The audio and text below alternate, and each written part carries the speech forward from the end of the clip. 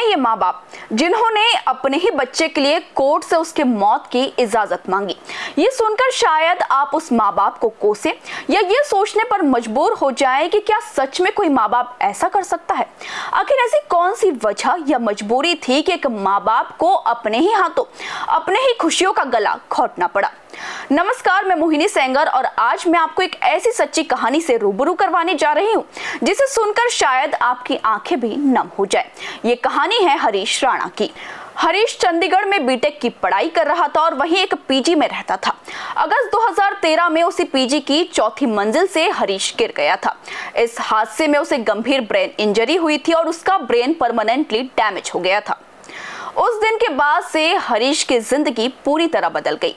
वह कोमा में चला गया था। ना वो बोल सकता था, ना चल सकता था और ना ही खुद से कुछ खा पी सकता था। उसका पूरा शरीर लगभग पैरालाइज्ड हो चुका था।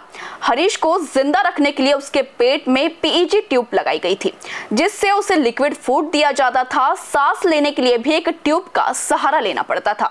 यानी हरीश सिर्फ मेडिकल मशीनों के सहारे जिंदा था। एक तरह से जिंदा लाश बनकर रह गया था और इस हालत में उसे 1-2 साल नहीं बल्कि पूरे 13 साल बीत गए थे। लेकिन हरीश की स्थिति में जरा भी सुधार नहीं था। एक माँ बाप के लिए अपने बेटे को इस तरह रोज रोज तड़पते देखना कितना दर्दनाक होगा, इसका अंदाजा लगाना भी शायद मुमकिन नहीं। आखिरकार बेटे को यूं रोज घुट घुट कर मरते देख हरीश के पिता ने दिल पर पत्थर रखकर एक बेहद मुश्किल फैसला लिया। उन्होंने इच्छा मृत्यु की मांग करते हुए साल 2024 में हाईकोर्ट का दरवाजा खटखटाया, लेकिन हाईकोर्ट ने उनकी इस याचिका को खारिज कर दिया।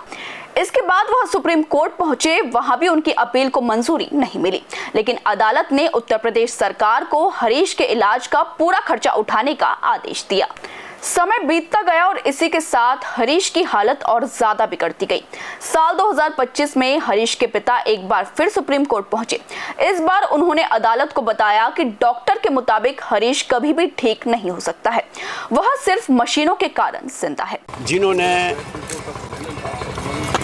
हमारी जो मैडम थी उनके मन में संकल्प उठा आज से 4 साल पहले कि आप प्रधानमंत्री को कहो या राष्ट्रपति को कहो। मैंने कहा भाई ऐसे हो नहीं सकता है, परंतु चलो जैसे भी हमने फिर अपने जो भी है हमारे में एक संस्था से जुड़ा हुआ ब्रह्मा कुमारी से दीदी को बताया। दीदी ने एक वकील को भेजा, मनीष जैन उनका नाम है। इच्छा मृत्यु पे कोर्ट ने आज हरीश राणा के पिटीशन को अलाउ कर दिया गया और उसे नेचुरल स्टेट में रहने की बस परमिशन दी गई। मतलब कि उसके शरीर में जो भी ट्यूब लगी है, जो भी medical science, advance medical science की ट्यूबें लगी है, वो सारी हटा दी जाए और जितने दिन वो फिर जी सकता है और एम्स में रहेगा और एम्स भी बहुत रोबस्ट तरीके से इसका ध्यान रखेगा और जितने दिन उसको जी सकता है जी।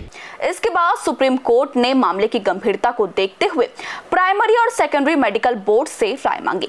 मेडिकल बोर्ड्स ने अपनी रिपोर्ट्स में साफ कहा कि हरीश कभी भी ठीक नहीं हो पाएगा और वह सालों से परमानेंट वेजिटेटिव स्टेट में है।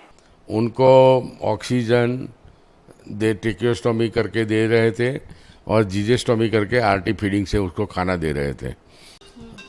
पेरेंट्स उनकी केयर ले रहे थे, लेकिन बाद में पेरेंट्स भी बूढ़े हो गए थे, इसका रिकवरी का चांसेस भी कम था।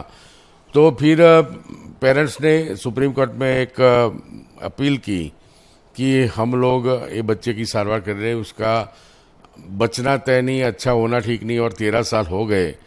तो फिर सुप्रीम कोर्ट के जजेस ने मानवता के धोरण पर, ह्यूमैनिटी के बेस पर उनको पैसिव यूथेनेसिया की सलाह दी। इन सभी तथ्यों को देखते हुए सुप्रीम कोर्ट ने एक ऐतिहासिक फैसला लिया और इच्छा मृत्यु को मंजूरी दे दी।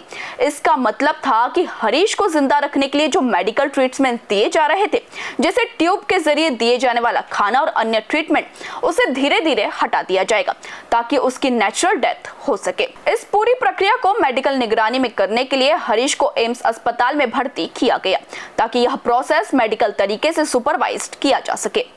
माता पिता के इस फैसले पर आपकी क्या राय है, हमें कमेंट सेक्शन में जरूर बताएं। इसी के साथ मुझे दीजिए इजाजत, फिर होगी मुलाकात एक ऐसी ही सच्ची कहानी के साथ।